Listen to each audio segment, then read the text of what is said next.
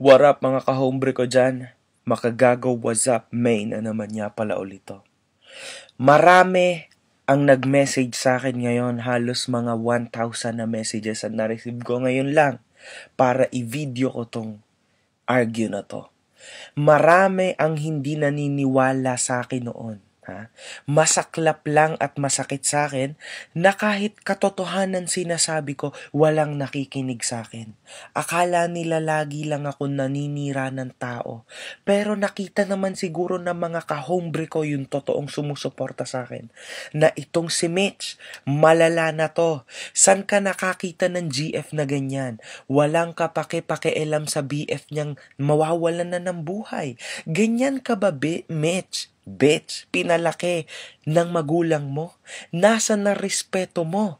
Una sa lahat, mga nababasa ko noon na status ni Jam, parang sinasabi niya na hindi na kayo sweet tulad ng dati. Kumbaga, nawawalan na kayo ng spark.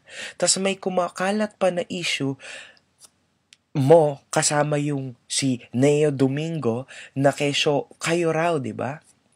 Alam mo yon, aminin mo na Mitch na meron kayong relasyon yan. Siguro mas mapapabuti at mapapaganda sitwasyon mo kung magdadrama ka na lang ulit tulad ng ginagawa mo sa Star Talk, sa GMA, sa ABS-CBN News. Alam mo yon, pwede ka ulit magdrama, alam mo yon.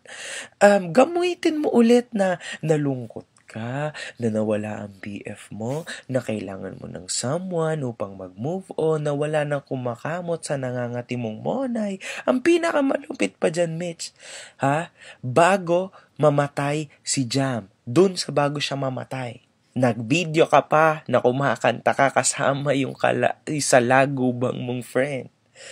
Anong klase yan? Tanong ko. Nasaan ang putang inang konsensya mo? Kinain na ba yan ng famor mo na utak? Mismo katabi, nasa tabi ka lang ng namamatay mong BF na sinasabi mong mahal mo, na di mo iniwan hanggang sa huli niyang hininga. Alam mo yon, yung mga taong nandun, nakatingin na sa'yo. Tangina, hindi ka man lang ba kinilabutan nun? Nagagawa mo pang magsabi na, na-shy talaga ako. Sige, game, kanta lang tayo. Tangina, nasa ng konsensya mo? Anong klase ng girlfriend ka? Sana, sa totoo lang, sa tingin ko, mas mabuti pa na iniwan mo na lang siya. Diba? Kaysa pinaasa mo siya na mahal mo siya, pero hindi naman. Na ginawa mo lang yon, real talk, dahil sa media. Para magkaroon ka ng madaming fans at magandang buwelta upang makapasok ka. Alam mo kung saan, upang makapasok ka sa showbiz at magkaroon ka ng madaming sponsors and shit. Baka nga ito na din maging motibo ng di mo pagpasok sa showbiz, biatch. Alam mo kung bakit? Ang dami-daming galit sa'yo. Lahat ng nasa FB ni Makagago, 60,000 ang nakalike dyan. Lahat sila galit sa'yo. Imaginein mo yon. Paano pa yung ibang Pilipino na rumirespeto sa pagkamatay ng boyfriend mo, di ba? At ang pinakamalupit pa dyan, mga kahombre ko, may sasabihin ako sa inyo. Nakita nyo ba nung burol na ni Jam? Picture and shit siya, di ba? Tas kita nyo yung damit niya, Grabe, nung ililibing na si Jam, nakatakong pa siya. Nakadress pa siya, parang hindi siya attend ng namatay. Para siyang hindi namatayan ng boyfriend. At after like 1 week, birthday niya, nag-birthday party siya. Ang saya-saya niya.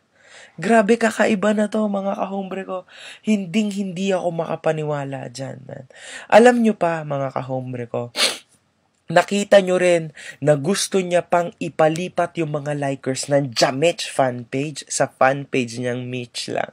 Kaya pilit niya sinabi na nahack daw yung Jamich page. Pero kung hahanapin nyo sa Jamich page ngayon, yung status na yon, wala na yung post na yon. Simula nung nag-video ako at kumalat, kita nyo na, niloloko ang tao ng mga yan. Niloloko ng Mitch na yan, ng mga tao, mga kahombre ko, Dapat dyan sa Mitch na yan, ina-unlike ang fan page. Sa tingin ni Makagago, kung may respeto kayo kay Jam, i-unlike nyo ang page ni Mitch ngayon na. Alam nyo kung bakit? Kasi dun lang siya nabubuhay. Sa pagiging pasikat. Fame more yan ng sobra. Ako, wala akong pakialam sa sikat na yan. Kasi may buhay na akong sa akin ngayon. Pero hindi ko lang matanggap na ang daming nagme-message sa akin at ayokong i-let down ng mga kahombre ko. Ang dami talaga, maniwala kayo. At share the video mga kahombre ko ha. Hanggat sa umabot kay bitch. Ayun lang talagang gusto ko. Ipaabot nyo sa kanya to para makita niya, makinig niya, at pumasok sa utak niyang wala naman talagang konsensya yung mga sinasabi ko. At least sana matauhan siya. Yun lang. One love, good vibes.